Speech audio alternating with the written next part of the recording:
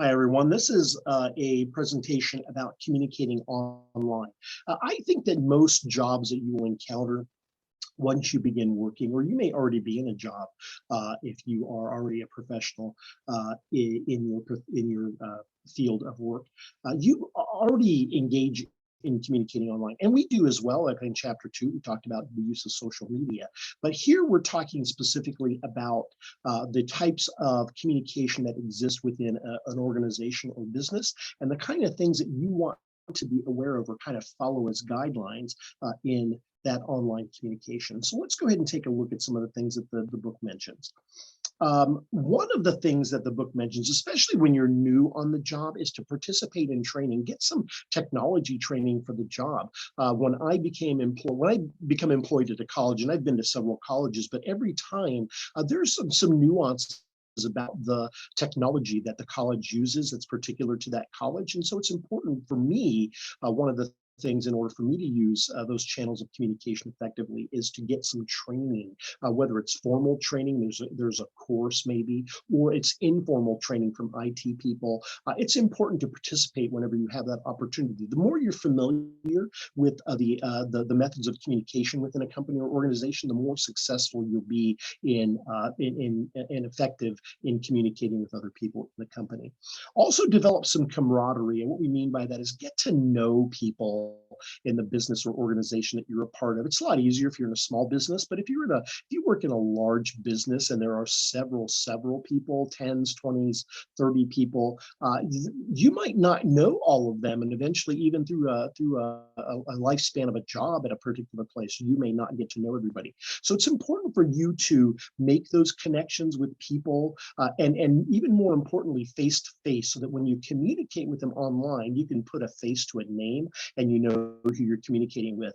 We probably all had experiences where we've sent an email to someone that we absolutely have no idea, or receive an email from someone that we have absolutely no idea who they are. And obviously, it makes it easier if you've had a chance to meet with them and develop a relationship with them. Also, make sure that you guys use correct grammar and spelling and punctuation. Don't use texting language in an organization. That's going to be frowned upon, but you want to be professional. I harp on one of the things I take deductions on in assignments is grammar and spelling and punctuation. And it's not just to take points away. I mean, I'd rather not take the points away, but try to emphasize how important it is to make sure that you proofread the work that you are completing, and in this case, make sure that before you send an email or a text out, that you proofread that.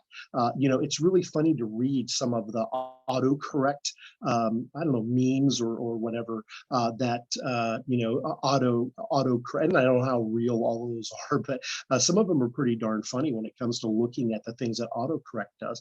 But rather than be in a rush to type and then hit send right away, I try to stop and go back and read through. And there are times where I'll have to correct things because autocorrect or just my fat fingers typing on my phone keyboard or my computer keyboard affects that. So, stop and make sure, if you're especially in a job, you're in a professional environment, they expect you to utilize proper grammar and spelling and punctuation. So don't take that for granted and don't kind of brush past it, but really, develop those sorts of skills that will help you seem more professional in your communication.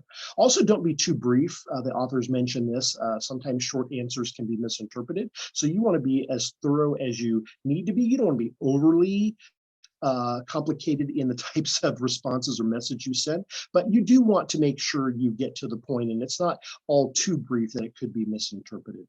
Also, when you reply to messages sent to you, especially if it's a message that's sent out to everybody within an organization, but you want to respond to someone in particular, be very careful about hitting reply versus reply all. If you have a personal message to someone that's on that group, that list, and you send it out and hit reply all, everybody's going to see it. And sometimes you don't want that, right? So just make sure that you pay particular attention to that. Again, review who you're sending it to, just as importantly as checking for grammar and spelling and punctuation.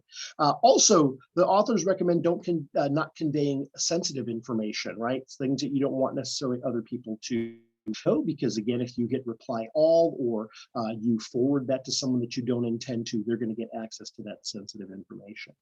Um, in a virtual environment, things like Zoom and Google, I don't know what Google calls it. I know Google has a program where it's just almost like Zoom. But one of the things they recommend is dressing for the camera, right? So as I put it on here, avoid the business on top, party on the bottom sort of ensemble that you might wear. And I'm just as guilty. I've done that. Last year when I taught online, both and spring semester, in Zoom sessions with my class, we did it live, right? We did it synchronously. We didn't do it asynchronously. And I would wear shorts, and then I'd wear a polo shirt, so I'd see me in the polo shirt, but they don't see me in my gym shorts. And so, but what they recommend is dressing just like you would in an in-person meeting. There may be a time when you get up to do something, and people are going to see the attire, and to ruin the effect, the illusion that you have a nice shirt on, and you're ready professionally, but yet you've got gym shorts on, or even worse, just your underwear. And so there's been plenty of instances where people have not dressed professionally on camera, and got busted for it. And I mean that in a not like a troublesome way, but just busted in terms of, they're not dressed and like we thought they might be. And then the last thing that they recommend is, especially in those virtual environments, that you pay attention. And again, I'm guilty as well sometimes, because I will sit in the meeting and I feel like, well, I've got grading to do, so I'll do grading on the side, and I'm not really focused on what's happening. And so, there have been times where the meetings ended, and I was like, oh, the meeting ended. And so what they recommend is making sure that you pay attention, because if you miss out on valuable information. Luckily, I didn't have that experience where I missed out on something important. But if that could be a possibility, and you don't want to miss out on something, especially if something is directed at you, or you're responsible to do something that's discussed in that meeting. You want to set yourself in an environment that has no distractions. You can focus. You're not doing other things. There's a myth of multitasking, but the more things you do, the more your attention is divided. So as we talked about in the listening chapter, be an active listener, and focus on the kind of things, and prepare yourself to be in an environment that will encourage that sort of listening. So these are the kind of things you want to keep in mind as you think about communicating online, and these things will set you up for success in whatever you're doing online.